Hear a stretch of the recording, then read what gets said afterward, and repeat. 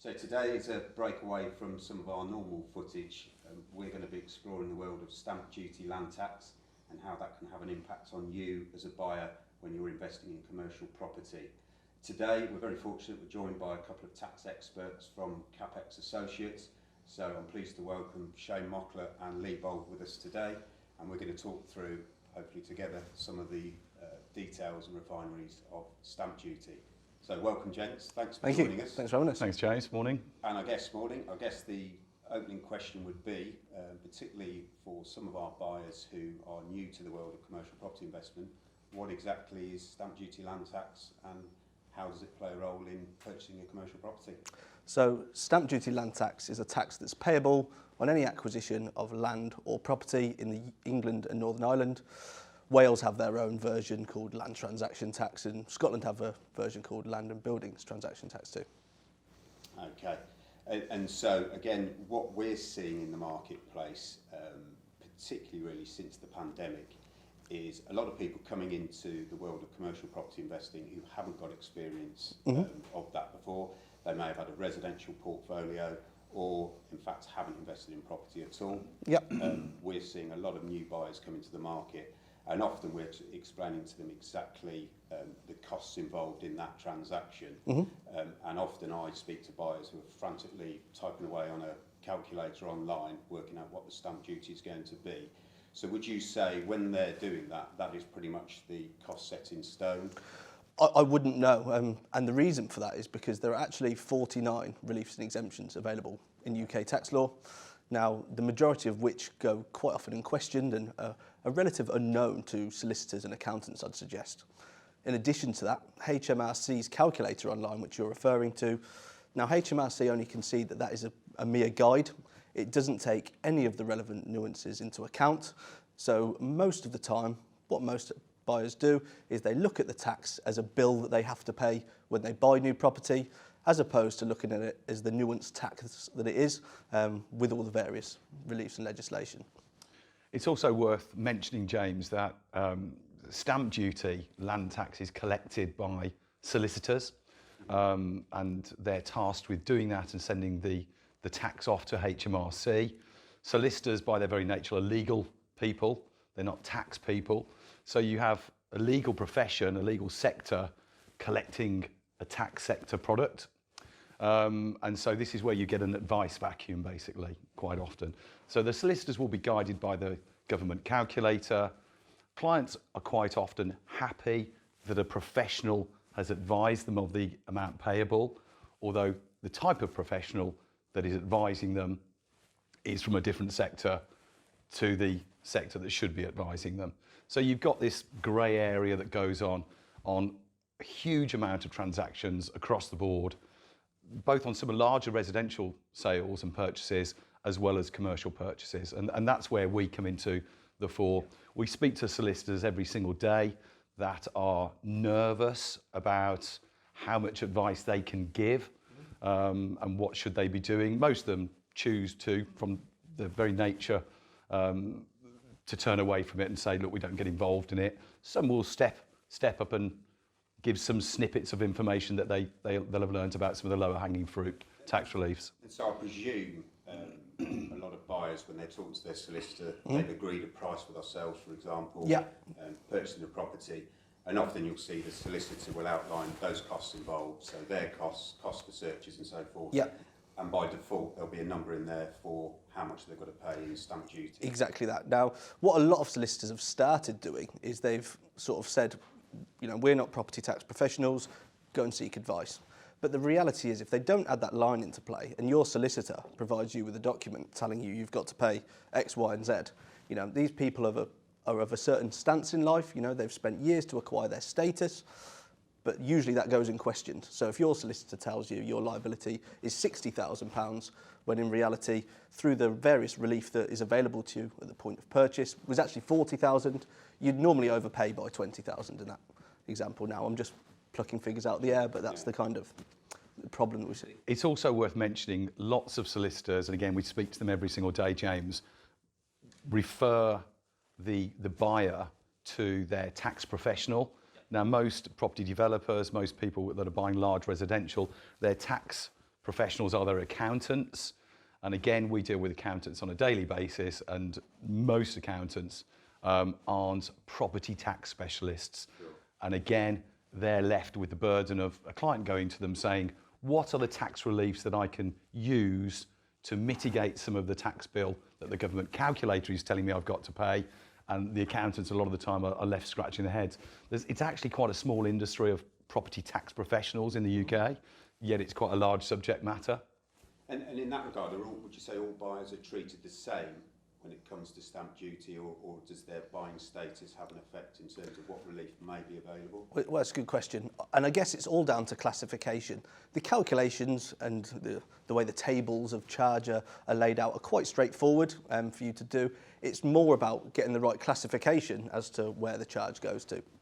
So I guess the difficulty as opposed to being on what type of property it is, it's the classification. Now, to add more confusion to that mix, different people, prices and properties all attract different rates of charge.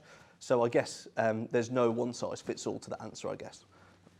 You tend to have, James, the categories. You want to sort of yeah, of course. go through those categories, Shane? So first of all, the way I see it is that buyers are split into 4 categories, first of all. So you've got individuals, so sort of people buying homes, really, couples, those kind of things. You've got property investors.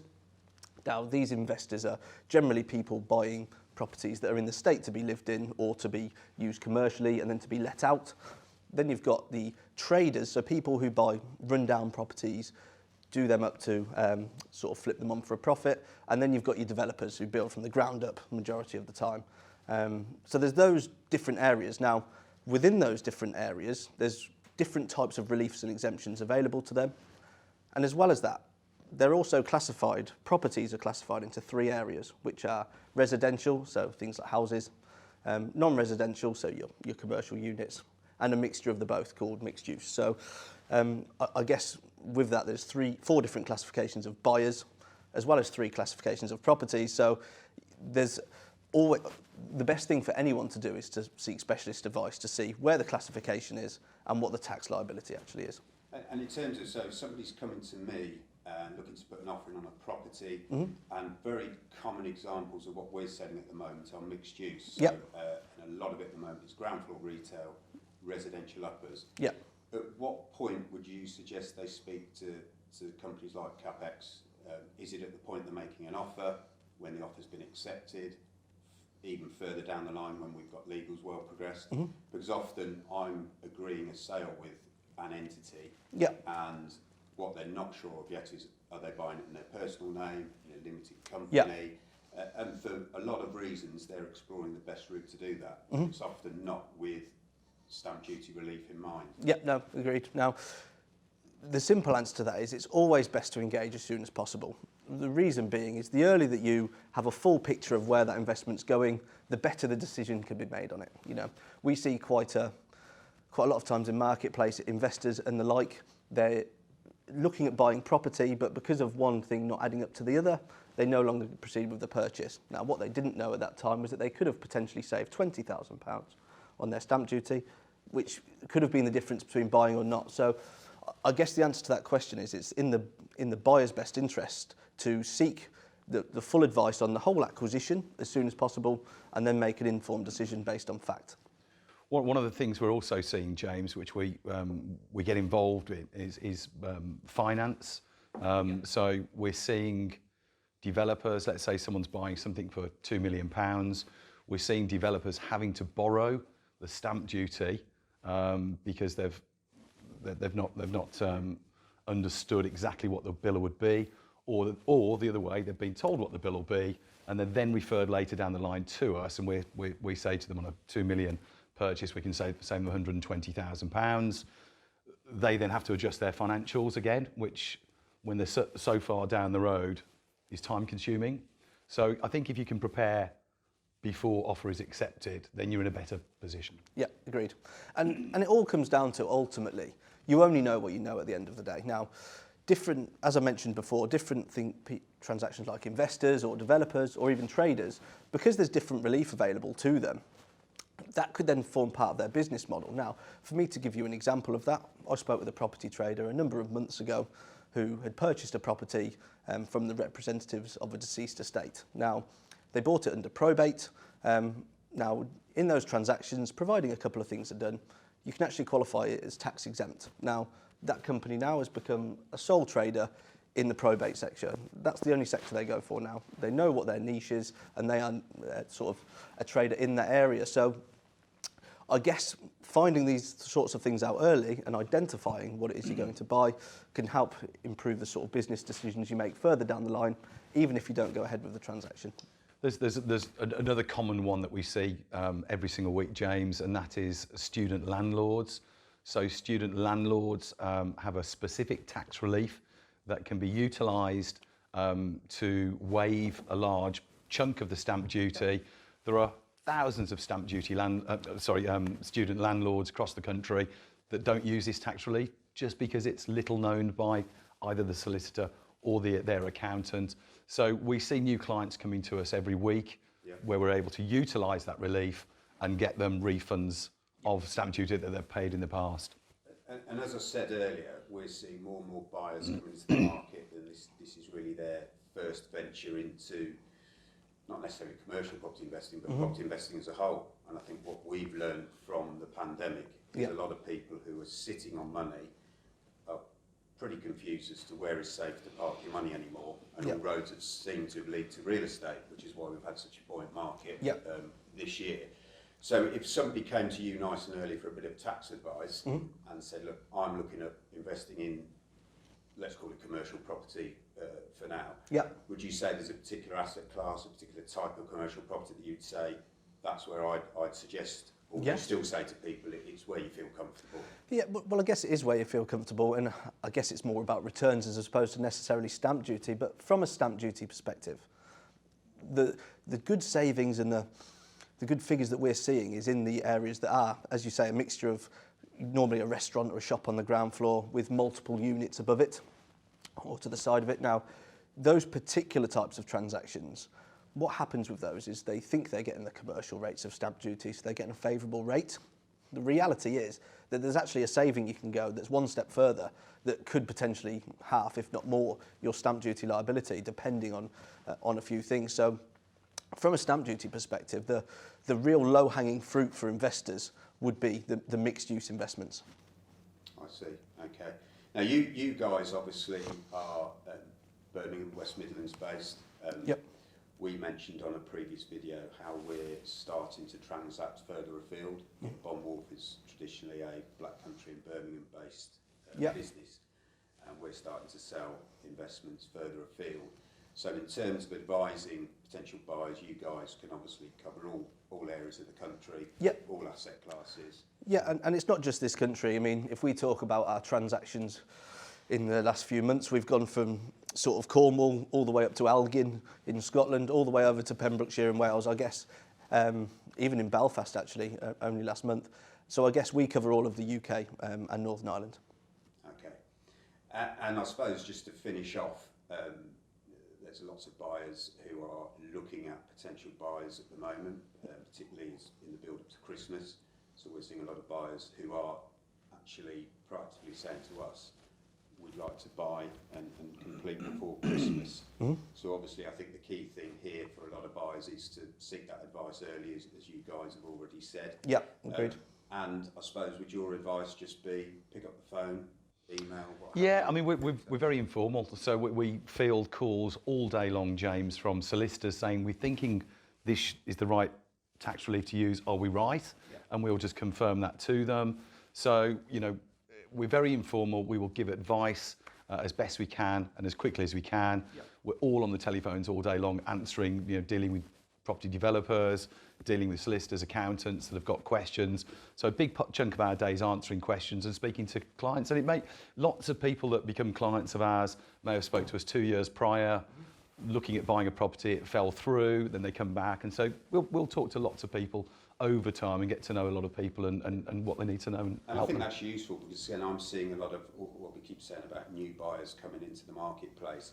They're not coming to me saying we're just here to buy one property only. They're looking to build up a portfolio, so it's important the repeat customers, are built early. Exactly that. And I say to any, as I'm classing as first-time commercial buyers, as it were, find a solicitor that you trust, get on with, and can rely on. Definitely. And I'd say exactly the same in terms of your surveyors when you're having building surveys done. Yeah. And that is really, from what we're learning today, is extended to tax advice with Yeah. guys. Yeah, such property as yourself. tax people, yeah, I mean, very much so. if I could just do an overall summary for any interested people of what sort of things to look out for, I guess if you're an individual buying houses, the things that you could look out for to save money in the tax arena would be sort of mixed use, so kind of houses that might have sort of some farmland or woodland or any agricultural use or stables, that kind of thing, as well as houses with annexes, multiple dwellings.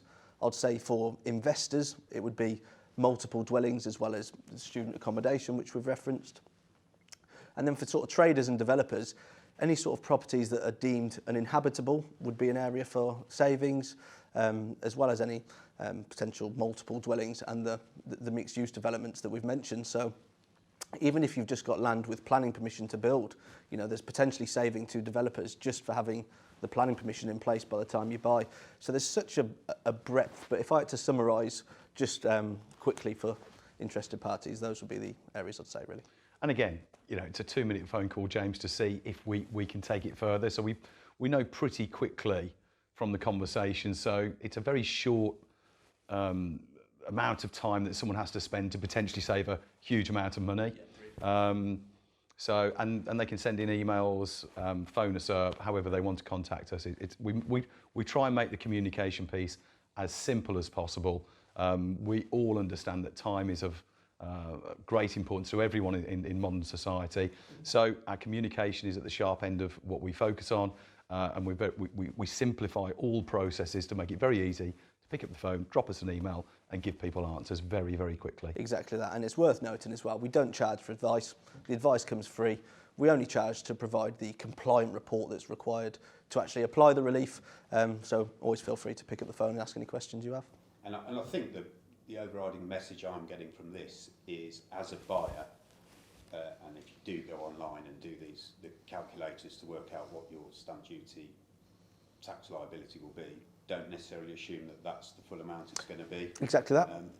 It's worth noting that we've spent a considerable amount of money and time building a calculator that actually works and picks up all the tax relief. So the government calculator, which is for guidance purposes only, doesn't involve the 49 tax reliefs. It doesn't apply them.